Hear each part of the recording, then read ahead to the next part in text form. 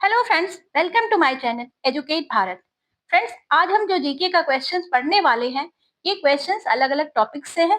सबसे पहले क्वेश्चन शुरू होते हैं सिविक्स से, उसके बाद जो क्वेश्चंस हैं वो जियोग्राफी से हैं, इसके बाद हिस्ट्री और लास्ट में आता है इकोनॉमिक।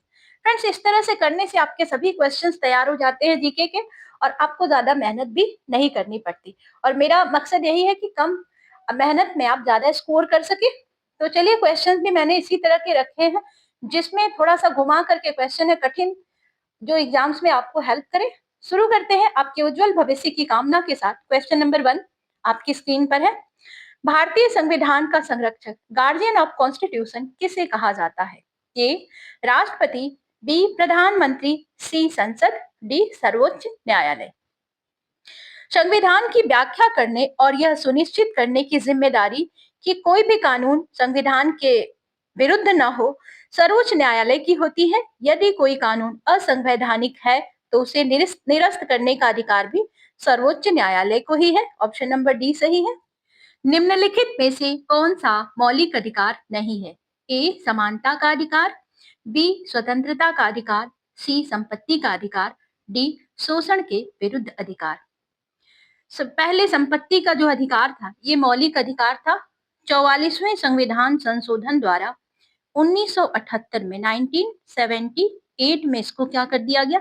हटा दिया गया और इसे कानूनी अधिकार बना दिया गया। ऑप्शन नंबर सी सही है, संपत्ति का अधिकार। फ्रेंड्स, एक बात और भी है, ऑप्शंस को पढ़ने के बाद मैं थोड़ी देर रुक रही हूँ इसलिए ताकि आप कमेंट बॉक्स में आंसर दे सके, क्योंकि मुझे मालूम है मेरे बच्चों को कुछ आंसर्स तो आते ही होंगे, तो आप उनका आंसर तुरंत दें, जिससे आपको पता लग जाए कि आपकी तैयारी कितनी पूर्ण हो पाई है। इससे आपका आत्मविश्वास बढ़ता है। और तैयारी तो सभी करते हैं, लेकिन आत्मविश्वास जिसका प्रबल होता है ना, वो ज्यादा सफल होता है।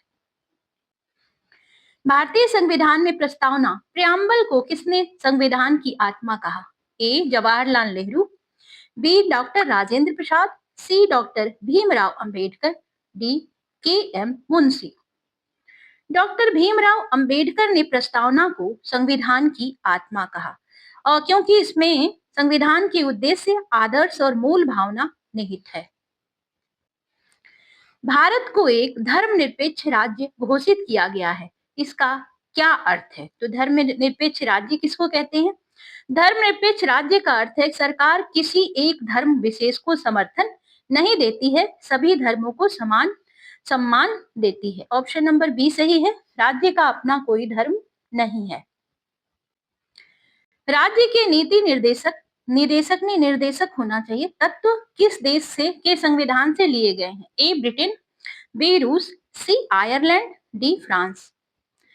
तो राज्य के नीति निर्देशक जो तत्व हैं, ये आयरलैंड के संविधान से लिए गए हैं और ये सरकार को एक कल्याणकारी राज्य को स्थापित करने की दिशा में मार्गदर्शन करते हैं।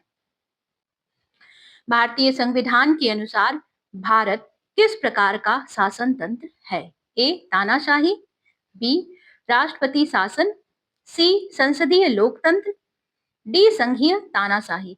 भारत में संसदीय लोकतंत्र है, जिसमें कार्यपालिका विधायिका के प्रति उत्तरदायी होती है। प्रधानमंत्री वास्तविक कार्यकारी प्रमुख होता है।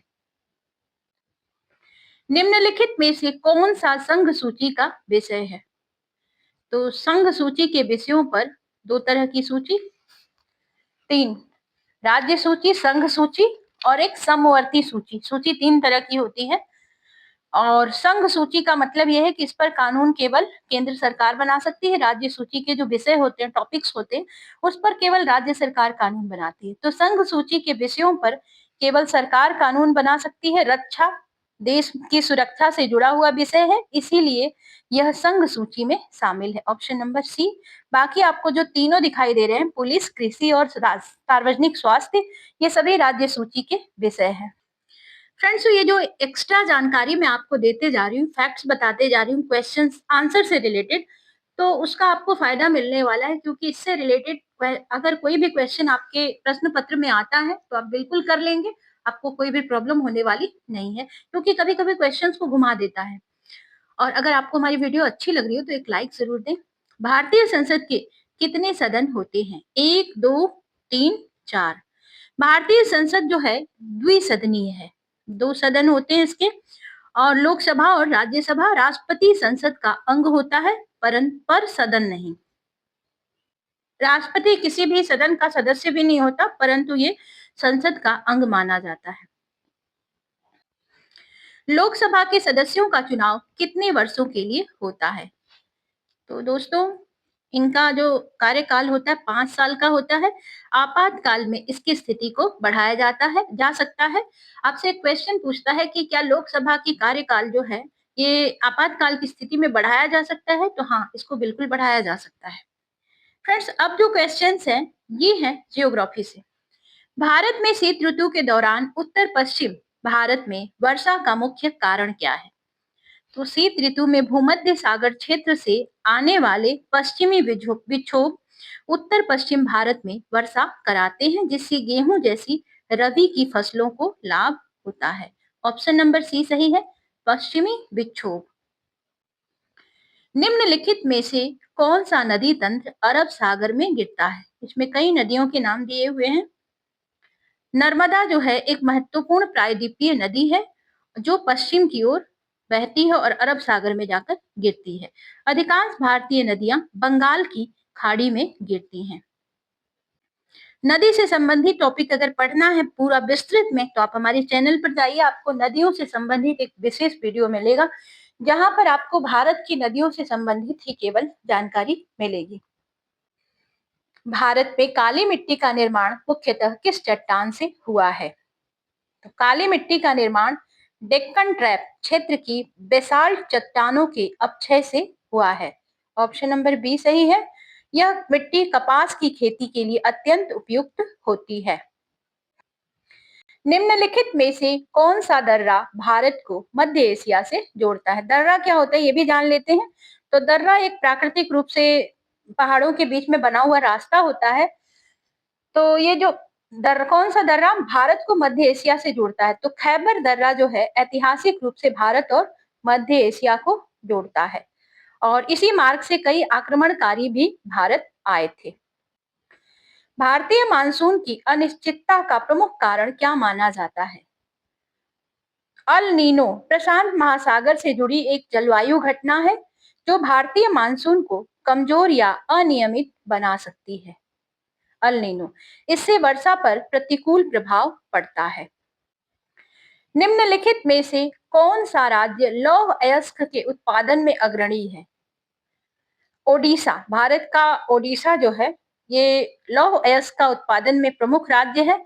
यहाँ पर 2 जगह मयूरभंज और क्योंझर, 2 जगह ऐसी है जहां पर खनिज क्षेत्र ज्यादा स्थित है।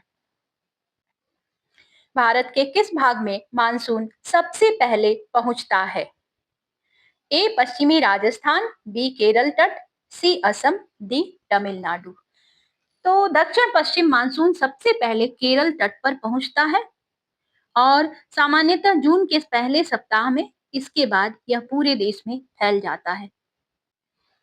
निम्नलिखित में से कौन सा ज्वारीय बंदरगाह टाइडल पोर्ट है? कोलकाता, चेन्नई, विशाखापत्तनम, सी कांडला। कोलकाता बंदरगाह हुगली नदी के तट पर स्थित है और ज्वार भाटा के प्रभाव से संचालित होता है, इसीलिए इसको ज्वारीय बंदरगाह भी कहा जाता है। भारत में सबसे अधिक जनसंख्या घनत्व किस राज्य में पाया जाता है? राज्य स्तर पर ध्यान दीजिएगा। तो जनसंख्या घनत्व जो बिहार का सबसे अधिक है। सीमित भूमि और अधिक जनसंख्या इसके प्रमुख कारण हैं। निम्नलिखित में से कौन सी मिट्टी जल धारण क्षमता में सबसे कम होती है? तो लेटेराइट मिट्टी जो होती है, यहाँ इसमें जल धारण करने की क्षमता सबसे कम होती है, क्योंकि इसमें अधिक अपक्षय और पोषक तत्वों की कमी होती है। यह अधिक वर्षा वाले क्षेत्रों में पाई जाती है। फ्रेंड्स, अब जो क्वेश्चन है ये हिस्ट्री से है। द्वैध शासन भारत में किस अधिनियम द्वारा लागू की गई थी? द्वैध शासन प्रणाली प्रांतों के विषयों को आरक्षित और हस्तांतरित 2 भागों में बांटा गया था। यह व्यवस्था भारत सरकार अधिनियम 1919 द्वारा लागू की गई थी। निम्नलिखित में से किस आंदोलन के दौरान गांधी जी ने कर मत दो का नारा दिया? ए असहयोग आंदोलन, बी खिलाफत आंदोलन, सी सविनय अवज्ञा आंदोलन, डी भारत छोड़ो आंदोलन। सविनय अवज्ञा आंदोलन के दौरान ब्रिटिश कानूनों का शांतिपूर्ण उल्लंघन किया गया और इसी आंदोलन में नमक और कानून तोड़ने और कर न देने जैसे कार्यक्रम भी शामिल थे। स्थायी बंदोबस्त, परमानेंट सेटलमेंट का मुख्य उद्देश्य क्या था? स्थायी बंदोबस्त के अंतर्गत जमींदारों से लगान की राशि स्थायी रूप से तय कर दी गई और ईस्ट इंडिया कंपनी को निश्चित और स्थायी राजस्व प्राप्त हो सके, इसके लिए। फ्रेंड्स, अगर आप इसी तरह की हिस्ट्री के वीडियोस देखना चाहते हैं तो हमारे चैनल पर जाएं, क्योंकि हमने एक लंबी श्रृंखला बना रखी है, पार्ट 1 पार्ट 2 करके, तो आपको वीडियोस मिलेंगे निम्न, और आपको कहीं जाने की आवश्यकता ही नहीं पड़ेगी, आपका सारा काम यहीं से हो जाने वाला है।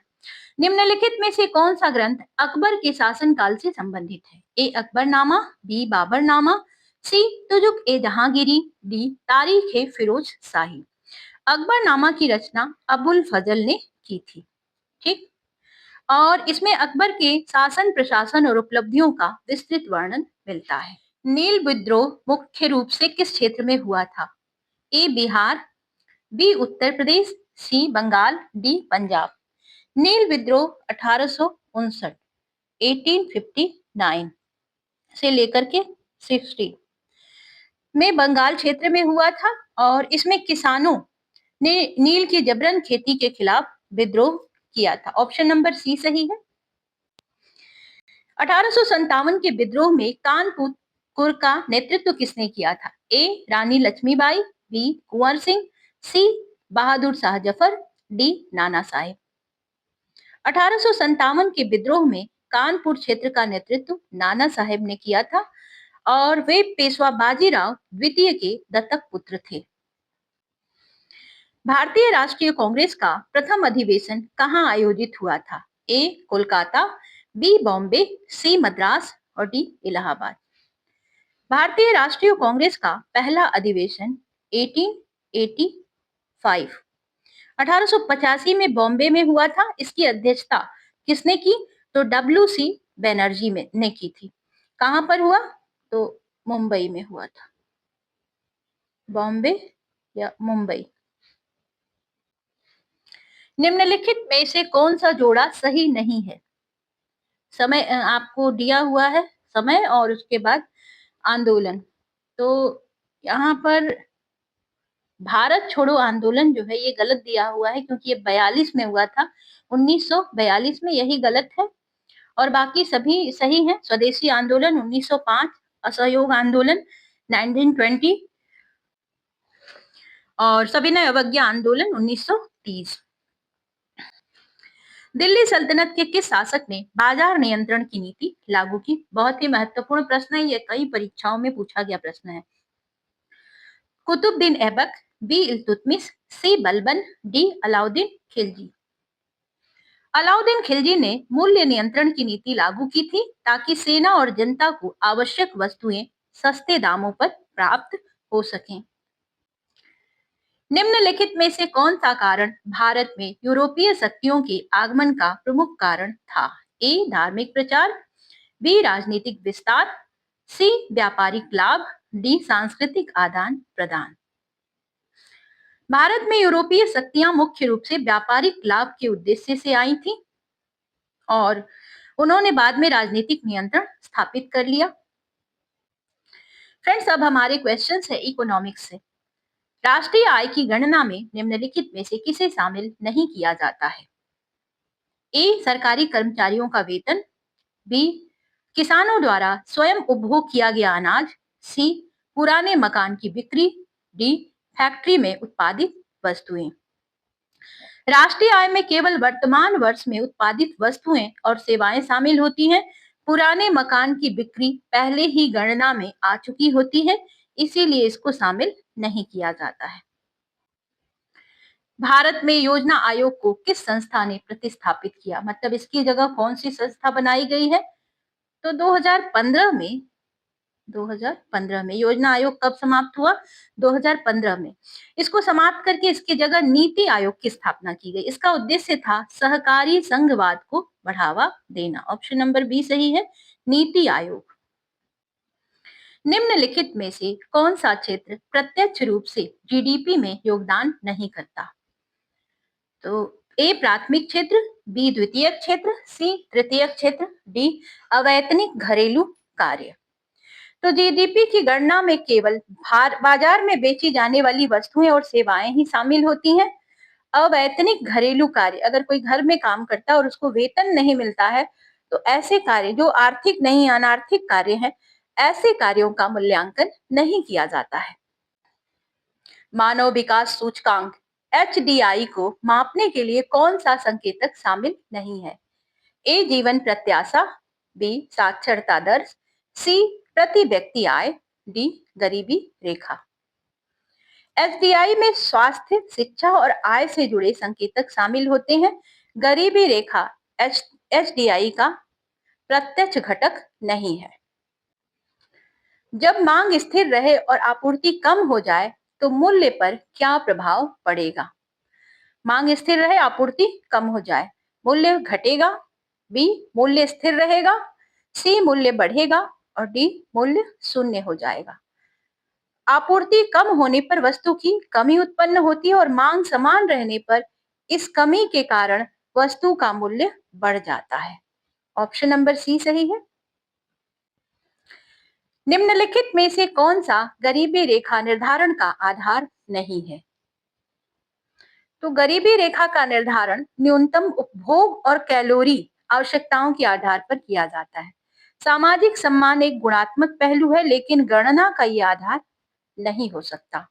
बाकी तीन सही है, कैलोरी आवश्यकता, उपभोग व्यय और जीवन निर्वाह का स्तर।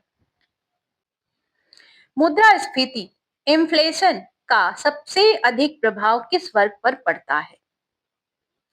तो इन्फ्लेशन का सबसे अधिक प्रभाव निश्चित आय वर्ग जैसे वेतनभोगी लोग जिनकी आय स्थिर रहती है उनके ऊपर पड़ता है, लेकिन कीमतें बढ़ जाती है और उनकी क्रय शक्ति क्या होती है? गिर जाती है। इसी कारण से भारत में हरित क्रांति का सर्वाधिक प्रभाव किस फसल पर पड़ा? तो विशेष लाभ मिला गेहूं को। हरित क्रांति में का सर्वाधिक लाभ गेहूं की फसल को मिला, विशेषकर उत्तर पश्चिम भारत में, जहां उच्च उपज वाली किस्मों को अपनाया गया। निम्नलिखित में से कौन सा भारत में बेरोजगारी का एक प्रमुख कारण है? ए पूंजी की अधिकता, बी जनसंख्या वृद्धि, सी तकनीकी पिछड़ापन, डी शिक्षा का उच्च स्तर। तेजी से बढ़ती जनसंख्या के कारण रोजगार के अवसरों की तुलना में श्रम की आपूर्ति अधिक हो जाती है, जिससे बेरोजगारी बढ़ती है। यदि किसी देश की प्रति व्यक्ति आय बढ़ रही है तो इसका निश्चित रूप से क्या अर्थ है?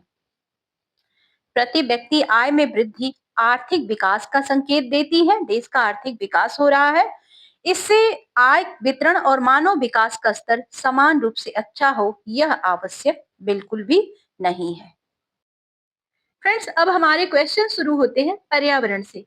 तो चलिए, निम्नलिखित में से कौन सी गैस ग्रीन हाउस प्रभाव में सर्वाधिक योगदान देती है? A nitrogen, B oxygen, C carbon dioxide, D argon. Carbon dioxide वातावरण को में ऊष्मा को रोक कर रखती है, जिससे पृथ्वी का तापमान बढ़ता है। औद्योगिकरण और जीवाश्म ईंधनों के कारण इसकी मात्रा और भी ज्यादा तेजी से बढ़ी है। ओजोन परत का क्षरण मुख्यतः किसके कारण होता है? A carbon monoxide, B methane, C chlorofluorocarbon CFCs, D sulphur dioxide. CFCs ozone अणुओं को तोड़ देते हैं, क्लोरोफ्लोरोकार्बन, और जिससे ओजोन परत पतली हो जाती है। इससे पराबैंगनी किरणें जो होती हैं वो पृथ्वी तक आसानी से पहुंच जाती हैं। निम्नलिखित में से कौन सा जैव अवक्रमणीय बायोडिग्रेडेबल कचरा है? तो जैव अवक्रमणीय कचरा जो होता है सूक्ष्म जीवों द्वारा अपघटित हो जाता है, जैसे सब्जियों के छिलके प्राकृतिक रूप से सड़ गल जाते हैं। जैव विविधता हॉटस्पॉट का अर्थ क्या है? ए जहां अधिक जनसंख्या हो, बी जहां वर्षा अधिक हो, सी जहां प्रजातियां विलुप्त हो चुकी हो, डी जहां उच्च जैव विविधता संकट में हो। जैव विविधता हॉटस्पॉट वे क्षेत्र होते हैं जहां प्रजातियों की संख्या अधिक हो लेकिन मानव गतिविधियों के कारण खतरे में होती हैं। ऑप्शन नंबर डी सही है, जहां उच्च जैव विविधता संकट में हो। निम्नलिखित में से कौन सा नवीकरणीय ऊर्जा स्रोत नहीं है? यहाँ पर कोयला जो है एक जीवाश्म ईंधन है और सीमित मात्रा में उपलब्ध है, इसीलिए यह नवीकरणीय ऊर्जा स्रोत नहीं है, रिन्यूएबल रिसोर्स नहीं माना जाता है। अम्लीय वर्षा एसिड रेन का प्रमुख कारण कौन सी गैसें हैं? सल्फर डाइऑक्साइड और नाइट्रोजन ऑक्साइड वर्षा के जल में घुलकर अम्ल बनाती हैं, जिससे अम्लीय वर्षा होती है। सल्फर डाइऑक्साइड और नाइट्रोजन डाइऑक्साइड। निम्नलिखित में से कौन सा राष्ट्रीय उद्यान एक सींग वाले गैंडे के लिए फेमस है? ए गिर राष्ट्रीय उद्यान, बी कांजीरंगा राष्ट्रीय उद्यान, सी सुंदरवन राष्ट्रीय उद्यान, डी पेरियार राष्ट्रीय उद्यान। कांजीरंगा राष्ट्रीय उद्यान असम में है और यह एक सींग वाले गैंडे का प्रमुख आवास है। विश्व स्तर पर यह प्रसिद्ध है, वर्ल्ड लेवल पर, ध्यान रखिएगा। पारिस्थितिक पद चिन्ह इकोलॉजिकल फुटप्रिंट से क्या तात्पर्य है? ए किसी क्षेत्र का तापमान, बी जैव विविधता की संख्या, सी मानव द्वारा संसाधनों के उपयोग की माप, डी प्रदूषण का प्रकार। पारिस्थितिक पद चिन्ह यह दर्शाता है कि मनुष्य प्राकृतिक संसाधनों का कितना उपयोग कर रहा है और उसका पर्यावरण पर कितना दबाव पड़ रहा है। ऑप्शन नंबर सी सही है, मानव द्वारा संसाधनों के उपयोग का माप। निम्नलिखित में से कौन सा प्रदूषण सीधे मानव श्रवण शक्ति को प्रभावित करता है? ध्वनि प्रदूषण तेज आवाज के कारण सुनने की क्षमता को कम कर सकता है और मानसिक तनाव भी उत्पन्न कर सकता है। सतत विकास का मुख्य उद्देश्य क्या है? ए केवल औद्योगिक विकास, बी केवल आर्थिक लाभ, सी वर्तमान और भविष्य दोनों की आवश्यकताओं की पूर्ति, और डी है प्राकृतिक संसाधनों का उपयोग। सतत विकास का अर्थ है वर्तमान पीढ़ी की आवश्यकताओं को पूरा करते हुए भविष्य की पीढ़ियों के संसाधनों से समझौता न किया जाए।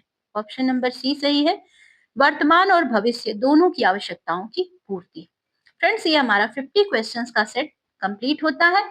अगर आप इसी तरह के और भी वीडियोस को देखना चाहते हैं तो हमारे चैनल को सब्सक्राइब कर लें, वीडियो को लाइक करें, फ्रेंड्स के साथ भी शेयर करें। मिलते हैं हम आपसे नेक्स्ट वीडियो में, तब तक के लिए goodbye, thank you for watching.